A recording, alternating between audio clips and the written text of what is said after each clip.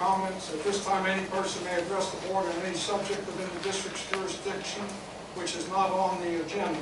However, any non-agenda matter will be referred to staff for a report and/or action at a subsequent board meeting. No action can be taken on any such item discussed unless the action has been authorized under section 54954, period 2, open parentheses, lowercase b, close parentheses, of the government code. Any person may also address the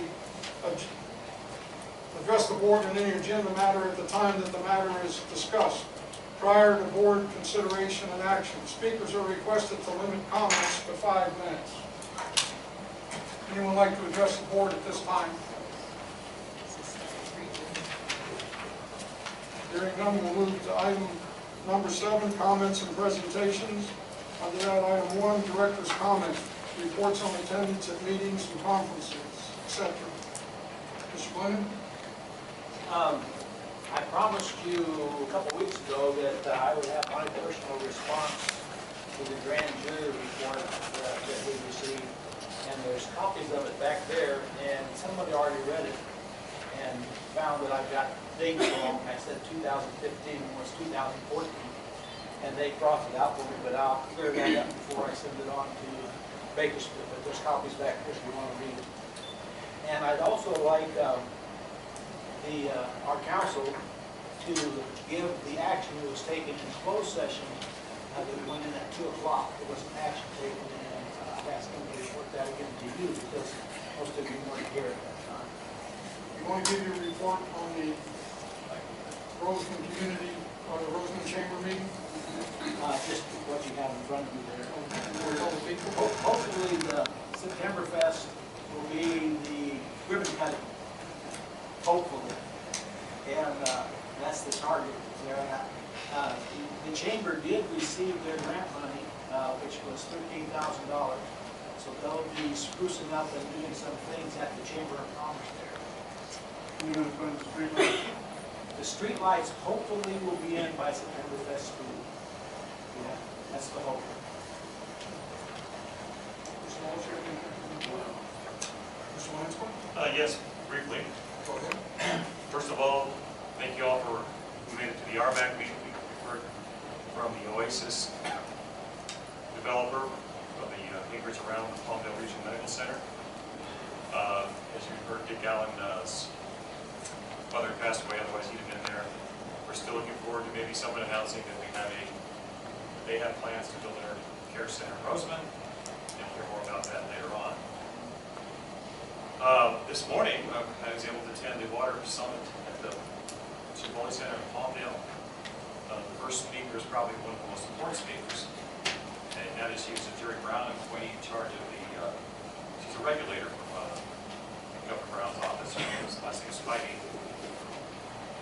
She said a couple of things that we need to be aware of. One is there's the FAAST. It's a one-page form. She said any ideas, crazy or great, whatever, put them on the one-page form and submit it to to them, the Division of Financial Systems early. She said that recycled water is the best project to put forward. They also are looking for stormwater permits. Everything requires a plan, and they're still working on guidelines that require stormwater permits. But getting back to recycled water,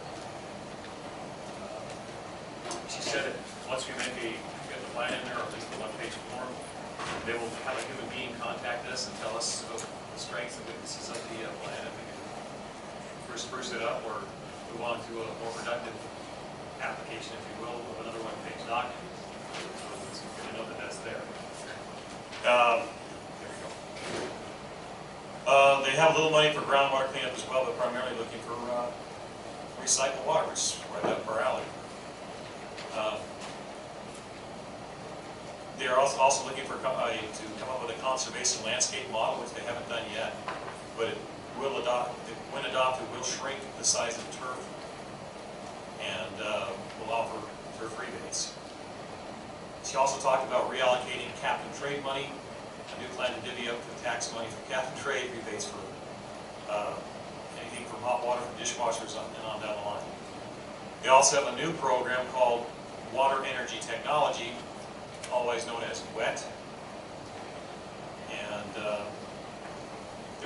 interesting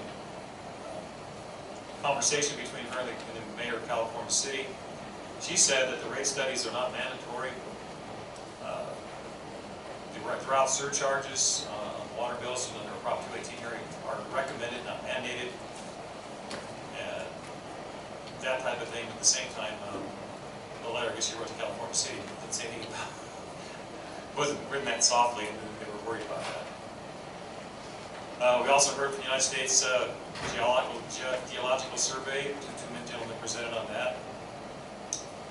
I guess the one thing that I came away from that is that Palmdale has water table over the last 50 years has dropped 300 feet, Lancaster about 200 feet. Palmdale hasn't had any subsidence. Lancaster subsided about 6 feet. Rosamond, on the other hand, our water table might have dropped 50 feet in the last 60 years, and our maybe had 1 to 2 feet of subsidence, but nothing major. And they talked about during a drought, when you keep on pumping, the water table goes lower, the minerals tend to saturate the lower levels, or raises the levels of those elements as well. Also indicated that the study itself will be online, so we can look at the presentation he made to the people who will be online soon, in October, I guess, dealing with all the different geological things going on with that. That's pretty much it. We did hear from the CFO from the Tehachapi Water Basin, and we heard from the Building Industry Association. We also heard from California City Mayor Jennifer Woods, and the resource manager Tom Barnes from LA County Water District's board. So very well attended meeting, very good information. That's all I have. That's all I have for now. Mr. Chairman? An update on the news from ABAC board meeting of August 25th, 2015. Lag fees will increase by $5 in 60 days. They're going to send out notices, and so that it'll give you 60 days to take care of that. And the next Antelope Valley Water Conservation Coalition meeting will be September the 2nd at 8:30 at ABAC boardroom. And again, I want to thank you all for coming. Any presentations tonight? We'll move to item 9, informational items. Under that, item 1, legal update. Mr. Palmer, would you give Mr. Glennan's account at that time, please? Yes. So at 2 this afternoon, a special meeting was held during which a closed session the meeting was adjourned to closed session to discuss the item on the agenda. During that closed session, the board voted 3-2, directors Glennan and Wallis voting no, to give direction to council to approach and negotiate a contract to be later submitted to the board for final approval for an interim general manager. So that will be something that comes up on a future agenda. Thank you. Do you have any other update? That is it. Item 2, Assistant General Manager / Public Works Superintendent, Mr. Houghton, updating on Public Works projects. On the Public Works end of it, we had 11 water line repairs, service line repairs in the last 2 weeks. They replaced 2 angle stops. They completed the monthly meter reading. For the month of August, we're at 165 work orders for the month. They worked over at the tennis court to replace 16 of the lights on the tennis court. And remove some graffiti over there at the park also. That's all I have for the Public Works Department. I did have a conversation with the Department of Water Resources on Monday about our permit process for the wastewater treatment plant, and wanted to know a status on where we were at, if there was anything that they needed from us that we needed to get to them. They reassured me that they had everything that they needed from us at this point, and that we're on schedule to be on the agenda for the meeting on November 4th.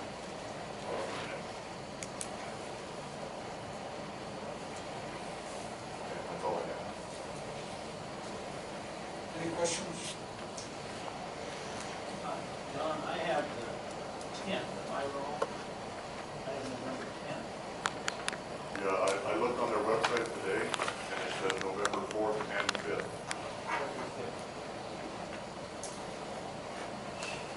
is when they're in Barstow. Thank you.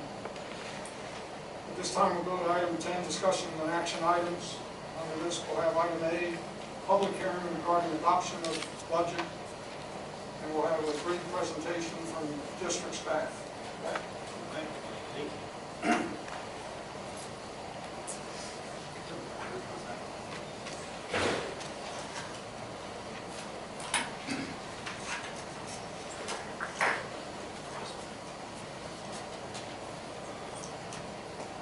Big board members, tonight before you is the final budget for the 15-16 fiscal year.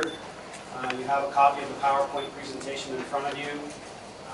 There are also copies back here for the public if you'd like one to follow along, because the numbers and the writing get kind of small inside here, so we can make sure everybody can see.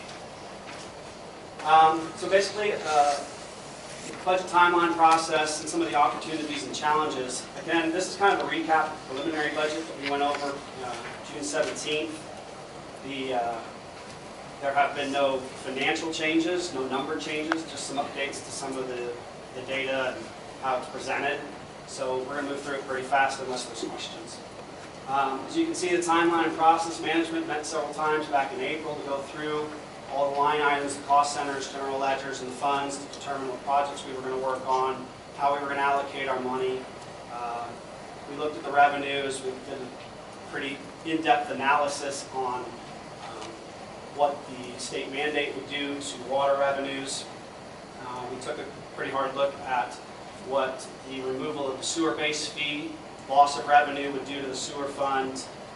We had some personnel cost issues trying to determine how we were going to allocate fund money. So those were some of our challenges that we worked through during the personnel budgets and some of the management meetings. In the light blue, you can see we had a board workshop on May 26th, and we had one-on-one board meetings on the 27th. We had the preliminary budget was approved on the 17th. Again, we had one-on-one meetings with the board on the 28th of July, another board workshop on the 29th of July, and an additional board workshop last Thursday. So some of the opportunities this year, however, that we've put into this budget, we've had increased investment earnings. It's something I've been talking about for about 6 to 8 months now. We re-employed our investment portfolio with a better advisor that's paying a higher premium, so we've increased our investment earnings. We've managed our retirement costs, the long-term costs, because we approved a promissory note, which enabled us to borrow enough money from ourselves, our investment portfolio, to pay off our PERS liability, which will save us over $1 million in the long term. We have some grant revenue offsets for the expenditures for the arsenic that we put into the water budget, and we're looking forward to the adjudication coming through and figuring that all out. But the legal costs for one of the adjudications will expire in this budget, so we only owe about $30,000 left on that, and those legal fees, so that's good, that'll be gone. And we're paying down our long-term debt, so those are some of the highlights. Yes, sir. I guess after we approved the budget, the preliminary budget in June of this year, June 17th, the budget that's before us now, has it changed at all? No. Exact same budget? Exact same budget. And then I had a question on lower than expected development. It was brought up at the RMAC meeting that we only have 1 month supply of housing in Bozeman right now. And it's been mentioned that housing prices have actually started to expand, which generally means that the mobile home market will open up again and we might have more housing that way. Is that going to be beneficial as far as getting these mobile homes over the Stonehenge and the What's the benefit to the district of new construction? That's where we get the extra fees. That's the most benefit. So right now, the only new construction we have is right across the street. And when that's done, there's nothing more on the table. not foreseeable near future. I know we've got a lot of repairs to do in Wimbledon's mobile home parks over there. Is it an empty mobile home park? One is open, one is actually, and it's continuing to fill up with more and more people are interacting with. I believe that one's full. I mean, as far as mobile homes go, they're occupied, but the park is full of mobile homes, so they're occupied or not, I'm not sure. Well, generally speaking, they come in and pay once they occupy, right? Or, Yes, they do. Yeah. Yes. okay. Okay, that's all I have. So moving forward, so here's kind of the district-wide budgeted finances. We break revenues down into a lot of different categories, but they roll up into three major categories: our operating revenues, our discretionary revenues, and our restricted revenues. An operating revenue is a basic charge for services, for producing water, sewer services, so on and so forth. Discretionary revenues is the ad valorem tax that we get from the county that has been designated by the board for specific things. And restricted revenues are things like grant revenue that we have to use for specific things. We can't just use them as we please. The four major expenditure categories: personnel, direct operating, general and administrative, and depreciation, give us a net deficit, budget deficit district-wide at the operating level. And I'll clarify this as we go through the funds. The difference between the budget as a whole and the operating budget, because the operating budget is simply what it costs to run the district from this perspective: personnel, operations, general administrative. But below, what we call below the line, there are several things that we add into it in adjustments and transfers that ultimately end up balancing the overall budget. So the budget before you is a balanced budget. The operating deficit is before all of the other adjustments. You went 2.1 million, revenues of 8.1 million, that's 25% of the revenues. I have a hard time. And you mentioned before that we're actually spending 8% on depreciation. It looks like 25%.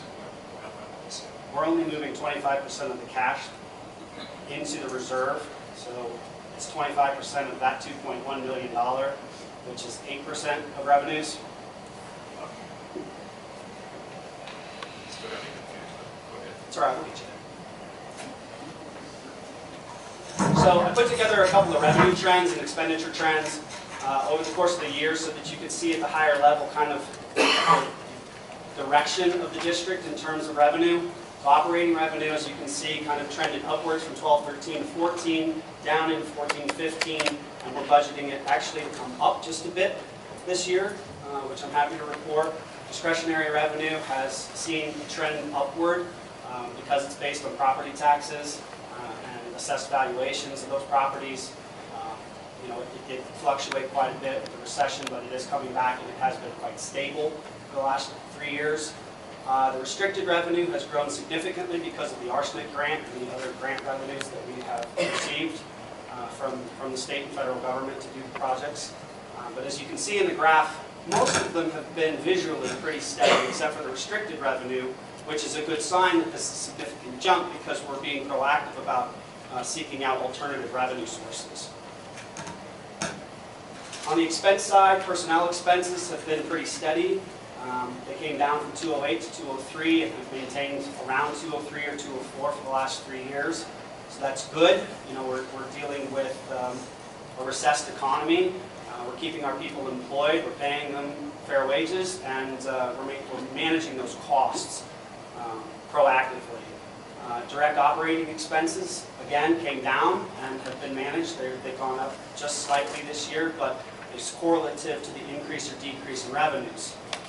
The general administrative expenses have gone up, but it's because we've included debt payment line items that were not included in previous budgets. So those numbers include a significant amount of debt payments that were previously not recorded at the operating level. So if you back those out, they would be about the same. They would be right at that 250 mark, anywhere between 225 and 250. And then depreciation, as you can see, it grows every year. When we put new infrastructure in place, we begin to depreciate it over its useful life. And as long as we're putting pipe in the ground, depreciation is going to grow, And to me, that's a good sign that we're doing our job. So the next 6 slides break down each fund into their relative categories. So I told you up front, we put in the revenues and the expenses into those 3 or 4 major high levels, but these are the actual charges and where all those monies are being generated and spent. I won't go through each one of them, but as you can see, one of the things I wanted to point out here is the water fund has an operating deficit of just over $1 million. When we account for capital projects that we're doing, which we'll get into in a minute, and then our adjustments, what you'll see here is a balanced budget there at the end. The increase-decrease in net position is 0. And what we're doing here is we're taking that operating deficit, taking out our capital projects because those are not operating expenses. That's cash being used to put big pieces of things into the ground or to build big buildings. Those are capitalized and depreciated. So the cost of those assets is brought through over the course of many years through the depreciation expense, which then ends up in the operating line. Last year we started a capital project improvement fund. So we take 25% of the depreciation cost, move 25% of that actual cash into a reserve fund where it grows in our investment portfolio, and then we use that money to pay for capital projects. That's what it's for. So in order to help finance some of these capital projects, we're going to be using some of that investment money to pay for them. We have a transfer into the water fund from a couple of the other funds that have transfers out because they have surpluses. I'll get to that when we get to those. This is $114,000. And then, as I was explaining to Director Lansgard, 25% of the depreciation is then added back because it's not actually cash being used. We only use 25% of the cash. So we add 75% of the cash back in to balance the fund.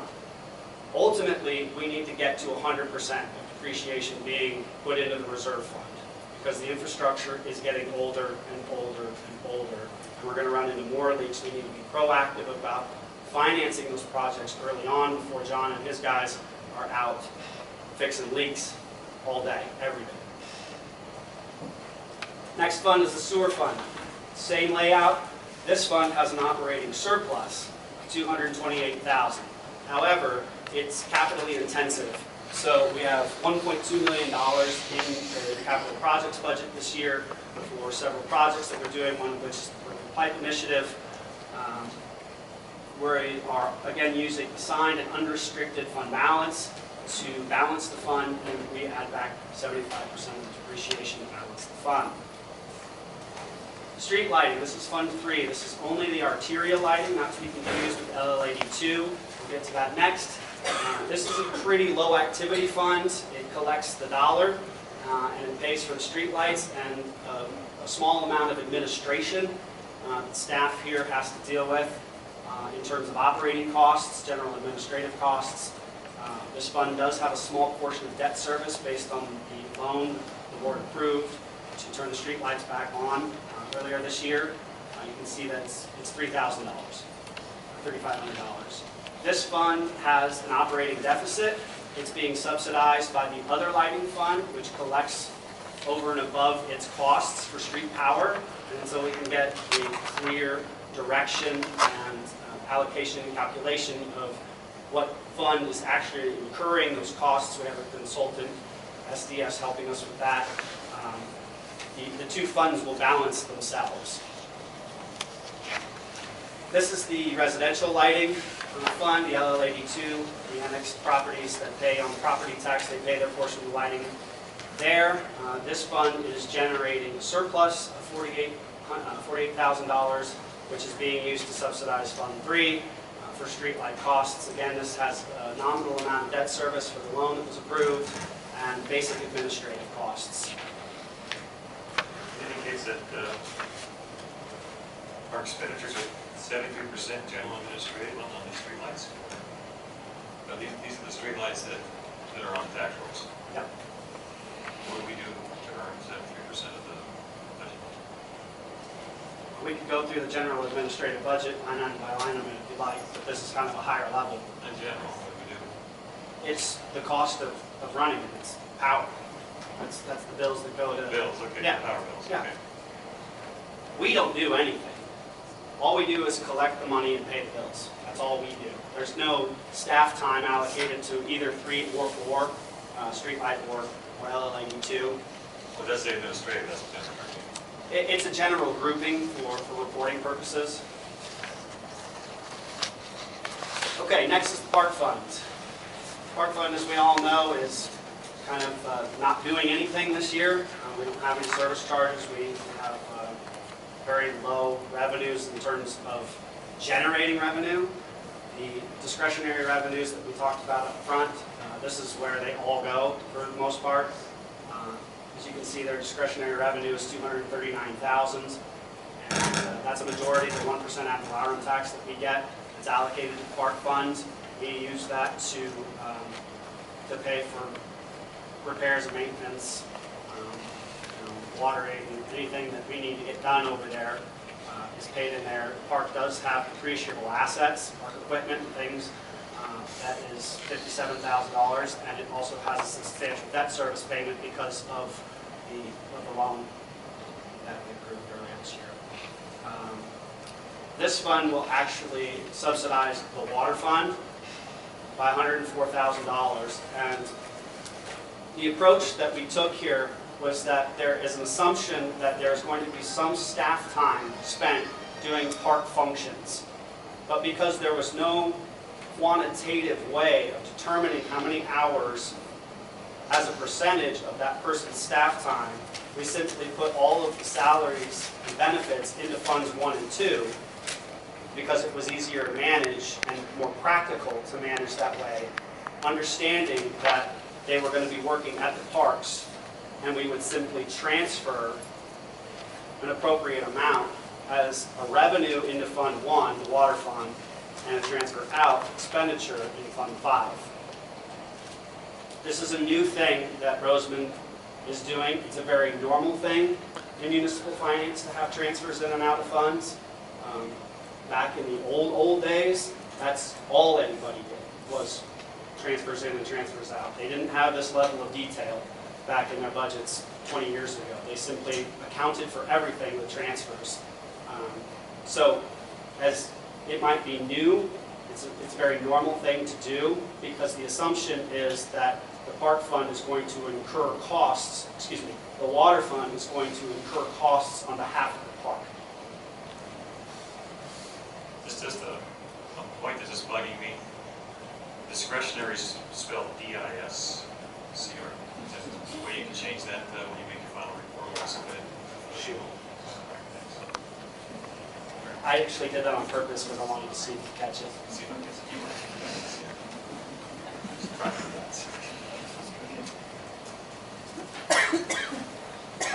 Park maintenance fund is where we get our CSA money. I broke it down into 3 areas instead of lumping it together for the benefit of the board, so you can see exactly where each one of those service areas was getting their revenue and how much it was getting.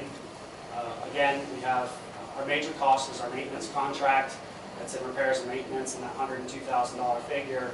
You're all well aware of what's going on in that fund, so we discussed it at length. That fund is generating a surplus of $9,500, which is being transferred again to the water fund to subsidize for any labor that's done on behalf of that fund by district staff. Okay, everybody always interested in how much debt we have, so here's the debt. The upper portion of that schedule is the 15-16 fiscal year portion of debt. The bottom portion and correlative graphs are for the total that we have. So the interest that we're going to be paying this year on debt in total is $285,000, principal payments of $1.1 million, future payments of interest and principal $1.7 and $11.8 million. So a couple of questions came up throughout the year regarding debt, what it's for, how we're paying it. So I took the initiative of just proposing those questions and offering an answer. The interfund loan 2015-10 was recently approved by the board to refinance all the internal loans that were outstanding. We amortized most of those loans over 20, if not 30 years. It saved the district an incredible amount of money long term in terms of interest. PERS is amortizing the unfunded liabilities at 7.5%. The only place you're going to get 7.5% is in a small cap value stock. And with the way the stock market's behaving these days, you're probably going to lose that in about 10 minutes. So we had a $2.9 million liability, $152,000 of the principal, $7,400 in interest are due this year. So that's what that loan's for. We have Zion's Bank note payable. The note was taken out in order to complete construction of various district projects. It's allocated 88.7 and 11.3 respectively to the water and sewer funds because at the time it was determined that that's the allocation of the projects that the money was being used for. We're paying $123,000 in principal and $115,000 in interest in 15-16. Total principal is $2.3 million. Total interest is $910,000 and matures in 2028. More debt. The next two, sewer and principal. Interest goes towards the wastewater treatment plant. The district executed an agreement back in 2009 for $8.3 million with the State of California Water Pollution Control Fund at an interest rate of 2.6. And we pay $534,000 a year for that note. This year, $373,000 is principal, $161,000 is interest. And then finally, how much the water principal and interest expense goes exclusively to the water bank. The water bank is unique because it's not really debt. It's an investment. We're buying up shares of our interest in the JPA for the water bank. So we invested originally 3% for the cost of what we were paying in.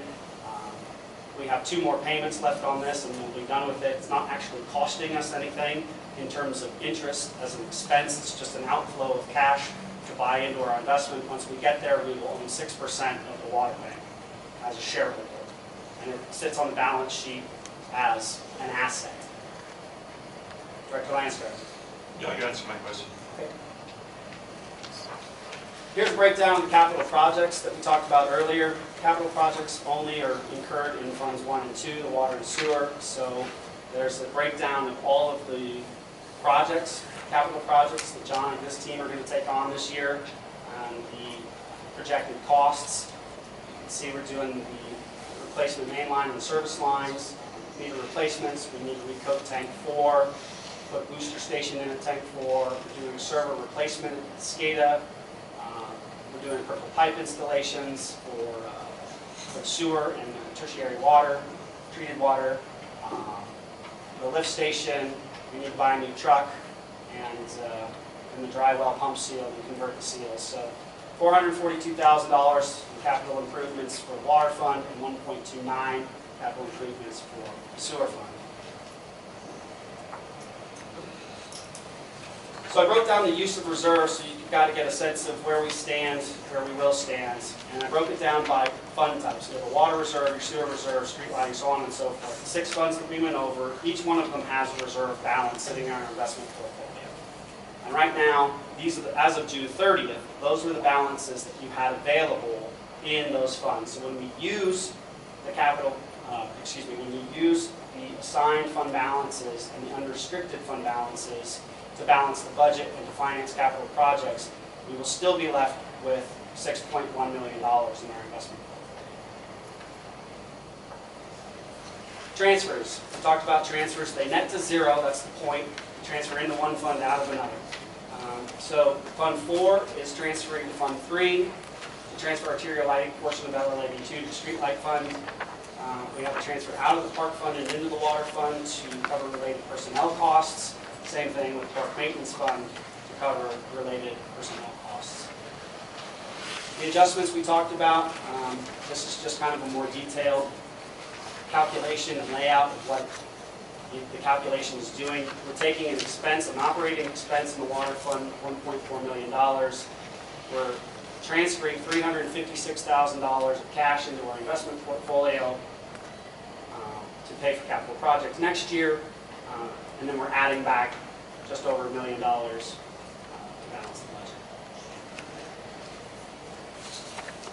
That's all I've got. If you've got any questions, be happy to entertain questions from the board, management, or the audience this time. Any questions? Good presentation. Please. on the solar projects that you guys have here, and you already have the sewer treatment plant, have you seen a big difference of spending? At this time, we don't have enough data to really compare year over year, but yes, we are anticipating somewhat of a cost savings because of the power that's being generated versus buying the power from Edison. I should have a much better sense of what that looks like come December. We'll have 6 months of good data to compare year over year because, as you can imagine, power, just like any other commodity, is seasonally adjusted. So we have to look at, I don't have anything to compare to last year yet, but I will come December. Any other questions? Yes. I'd like to know, is Ole gonna spend a lot of this money for road and his pipe and his purple pipe? Is that where some of the money's going? Well, this is a district budget. The board as a whole approves it. It's not a unilateral budget in any way, shape, or form. Mr. Lansgard is one vote, one voice. And yes, some of these projects were brought to the board and management by Mr. Lansgard, but it's a joint decision that's being put together by this board. He's got everything mixed up with it. Fred, can I open the So public none hearing? of them are doing anything right. Can I open the public hearing so we can record that for the next step is after you? Be fine. All right, thank you. We'd like to open the public hearing at this time and take any suggestions that you might have on the budget. This is a budget item. Thank you. But for the record, we did hear from Mr. Warnick and Ms. Hanson. Resolution 2015-16 to approve and adopt the final budget for fiscal year 2015-2016. Do I have a motion?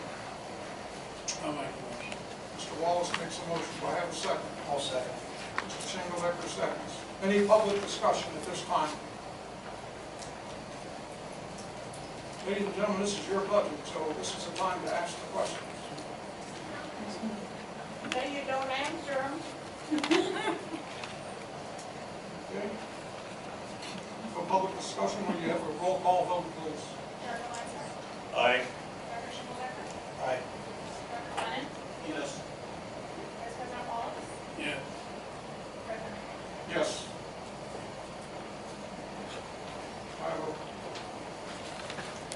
Item C, discussion and action to adopt resolution 2015-17 supporting the nomination of Director Kathleen Hughes as the Association of California Water Agencies President.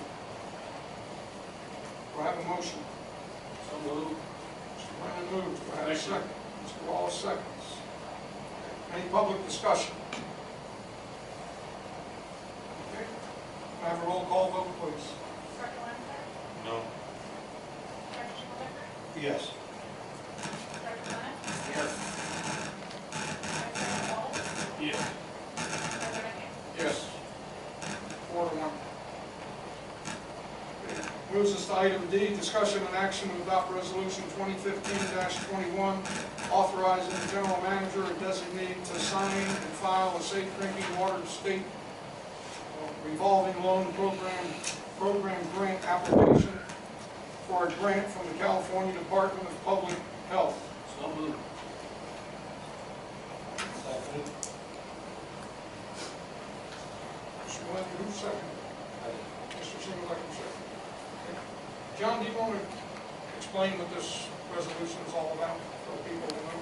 Yes, currently Steve Perez's name is on the signature card for the state revolving fund. And this resolution would give the chief general manager or the designee the signing ability to sign on our resolution behalf. And this is for grant money, right? Yes, it is for the Arts grant. Any further discussion? Public discussion? Can I have a roll call vote, please? Aye. Yes. Yes.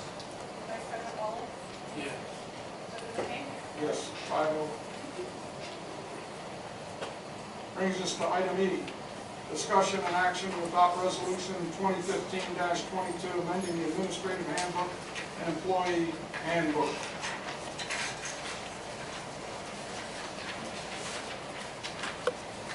Is it the only change is the date I can see, or what's the change? The change is the dates that the meetings will be held, From the second and fourth to the first and third? first and third Tuesday, yes. Just to clarify, when the agenda was initially posted, the exhibit did not have the changed day. The updated resolution or handbook in front of you should have that correction made. So the resolution would change the day to the first and third Tuesday of each month for the regularly scheduled meetings. I would like to hear from the public on changing of Why our. don't we get a motion and a second before we have public discussion? Do we have a motion? I'll do a motion. We pass the resolution. Do I have a second? Second. Mr. Wallace seconds. Okay. This time, public discussion. Anyone from the public like to address the board? Hello, my name's Albert Gatton. I spoke about this before, and I'd just like to reassert what I said previously in that I feel that the meetings should stay the same as we have everybody pretty much on the same schedule to come to the meetings as they have been for years now. And changing the meetings would not only eliminate a lot of our public members here coming to attend, but also a lot of the press from attending as well. And if that's your goal, then go right ahead. Otherwise, I would suggest that you guys keep it as it is, because it's hard enough to get public participation in the meetings. So it's nice to have as many people as we do showing up lately, and the support of the press reporting what's going on. Thank you.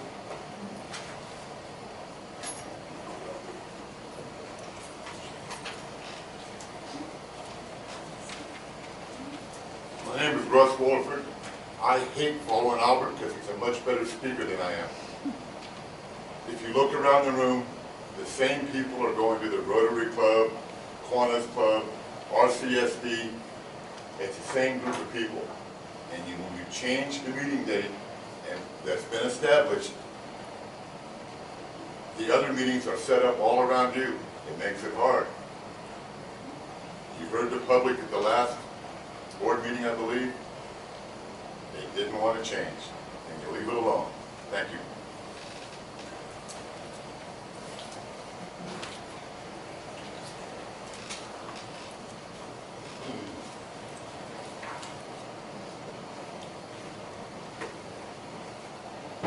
For the record, Vincent. I attended a meeting, last meeting, it was discussed in front of the public and media, and for the record, that the reason that this board felt needed to change to Tuesdays is because two of the directors are pastors, and they have services on Wednesday evening. Now, someone last meeting brought up the comment, which I agreed with, that the gentleman who ran for this board knew that the meetings were on Wednesdays. As long as I've been living here, as far back as I recall, the meetings have been on Wednesdays. Now, that was a concern as you being shepherds of your flock. That should be your first priority. And it was also brought up that if you gentlemen had concerns about that, then you should have run in the first place for these positions. I personally, I do not agree or believe your explanation. I think there's a deeper intent in the background why you want to do this, which is pretty much obvious to all of us. So it would behoove you gentlemen to keep it to Wednesdays. If you have concerns about your not being able to attend your flocks on Wednesday nights, then you should step down. Thank you.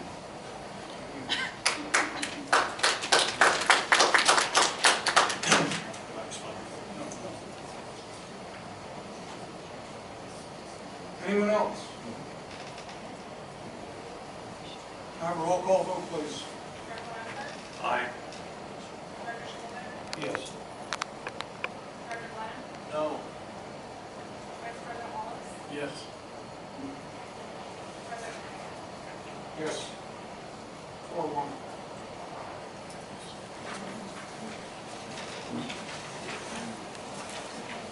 Brings us to item F, discussion and action to adopt resolution 2015-23 in opposition to public goods charge on water.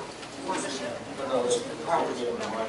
this was brought to my attention last Thursday, and I brought it to the board's attention in an email that Aqua is sending out a letter saying that there could be legislation that's being passed through that may impose a tax on water, and they're asking the members of Aqua to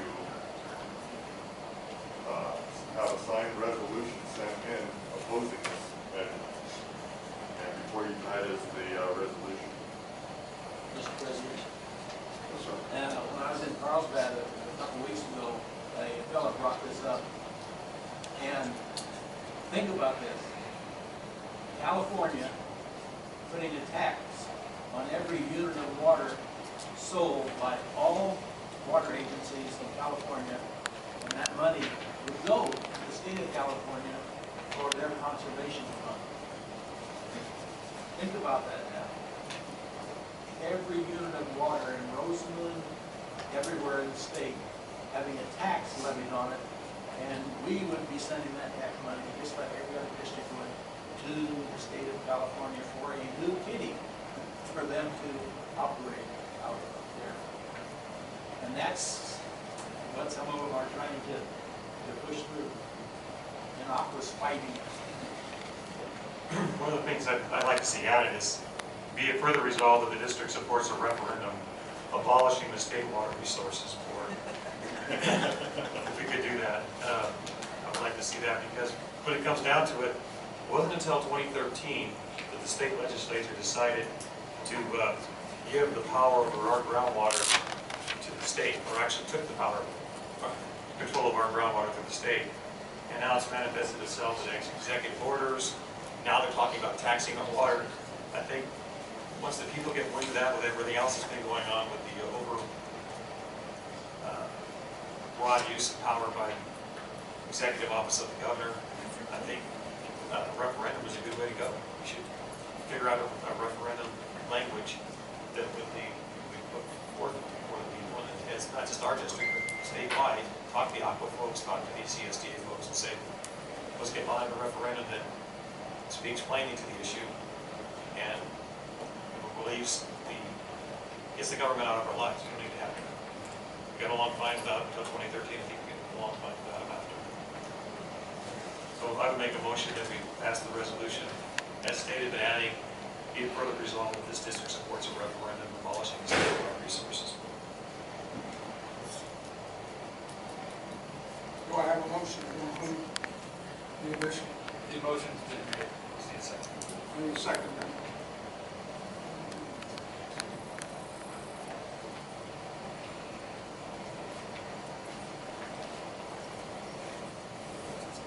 Would appear that the motion fails for lack of a second. We'll move to item G, discussion. Another motion can be made with respect to item F if another director chose. I resolve we just follow the Aqua's lead. Here. And I would just say, I'll make a motion that we pass the resolution as it's written. Do I have a second? second. Public discussion. Sir, just a question, and maybe John or Byron can answer. Is this on bottled water too? I don't know how far, how small of an increment they're going to get to, but the talk is on every unit of water sold by water districts. Okay, thank you. Anyone else? Can I have a roll call vote, please? Aye. Yes. Yes.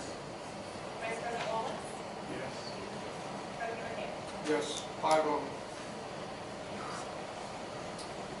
It brings us to item G. discussion regarding the need of an interim general manager.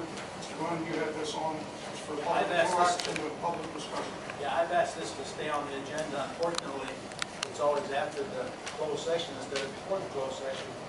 What I would like to hear from the community is what you would like to see us do in the relationship of hiring an interim general manager in place of the current general manager who's been relieved back from duty. So I would encourage the public to tell us what you would like us to do, even though we've already had a session and kind of made some decisions. I would still like to hear your input. What do you think we need in the way of an interim general manager? To clarify, a final decision has not yet been reached. It's not, yeah, it's not my It's not a final decision yet. Please let us know. Any public discussion? So if it's not a final decision yet, are you going to continue to interview people? Because I know one person that applied for the position that nobody's talked to yet. He's heard nothing back. So if it's not a final decision, are you still open to, are you still holding interviews for the job?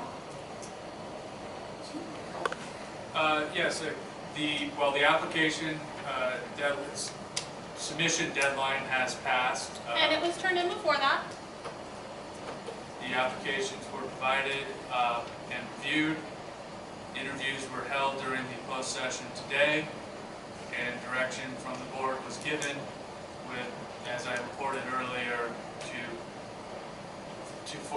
for council to discuss and negotiate to present to the board a contract.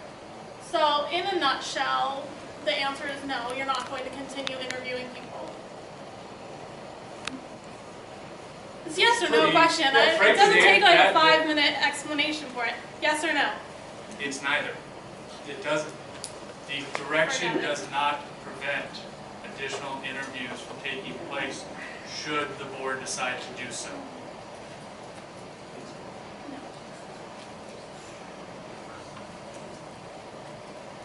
Anybody else from the public? Yeah, I don't think it matters. You guys do what you want anyhow.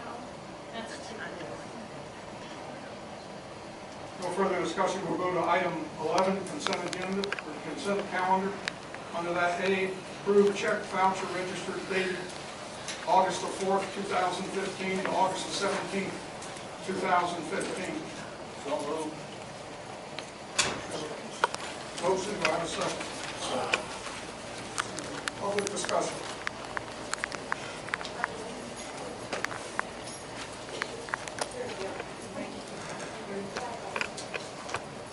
All those in favor signify by saying aye. Aye. 5-0. Any negative votes? 5-0.